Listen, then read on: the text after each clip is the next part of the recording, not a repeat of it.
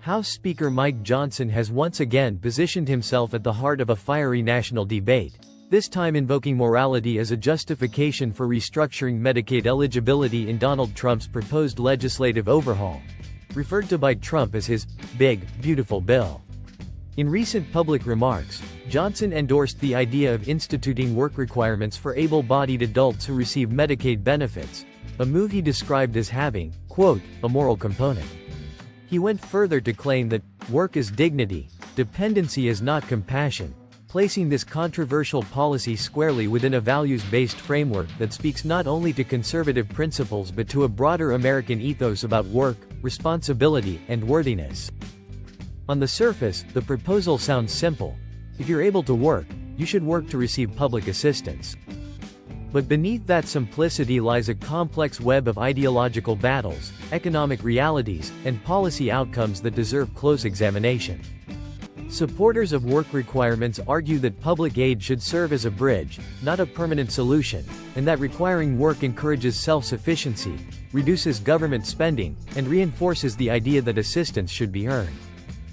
Johnson and others view this approach as fiscally responsible and socially just, believing that a culture of dependency has long plagued America's welfare system, fostering complacency rather than opportunity. This perspective is not new, it's a continuation of the welfare reform narrative that gained momentum in the 1990s and has been revitalized under the Trump-era GOP. However, critics of this policy, including a broad coalition of healthcare professionals, economists, civil rights advocates, and Democratic lawmakers, argue that framing work requirements as a moral imperative is not only misleading but dangerous. They say that access to healthcare should be based on need, not employment status, and that Medicaid is not a job placement program, but a vital lifeline for millions of Americans, many of whom are already working in low-wage, unstable jobs or juggling caregiving responsibilities. Data from previous experiments with Medicaid work requirements provide a sobering counterpoint. In Arkansas, for example, the first state to implement these rules under a federal waiver during the Trump administration, more than 18,000 people lost their coverage in a single year, not because they refused to work, but because of bureaucratic confusion, reporting issues, and a lack of proper infrastructure.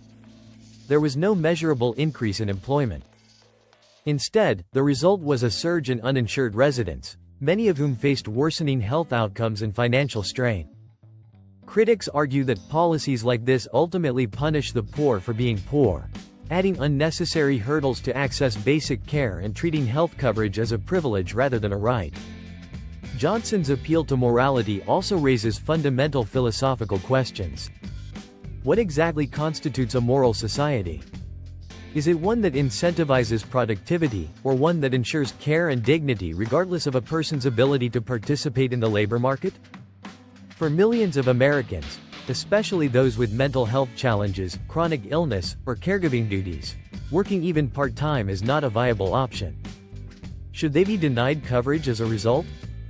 Moreover, in a post-pandemic world where the definition of work has shifted dramatically and where economic precarity affects even those who are employed, these requirements may appear increasingly out of touch with the lived experiences of everyday people.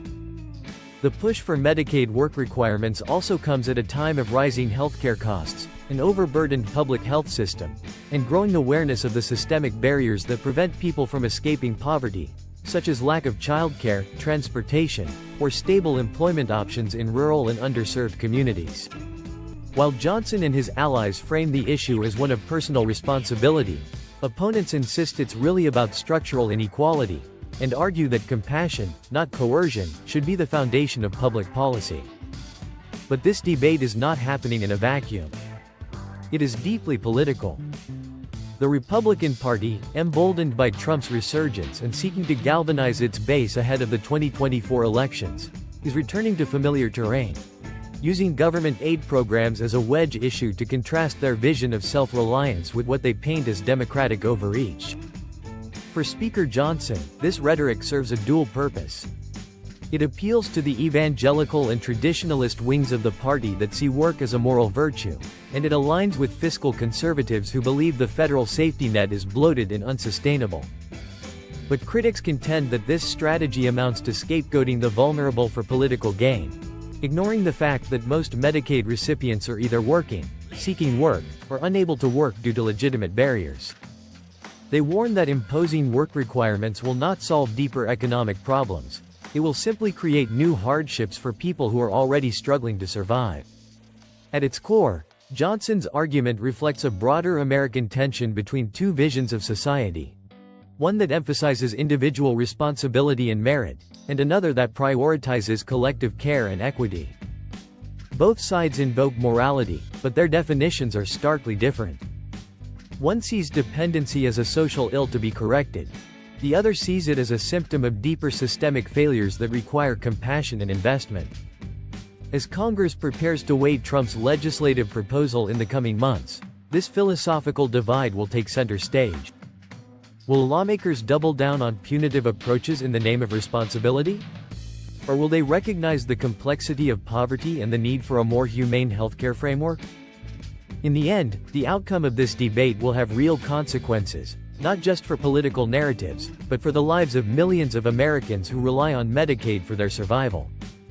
Whether you agree with Speaker Johnson or stand opposed to his views, one thing is clear: calling a policy moral doesn't make it so.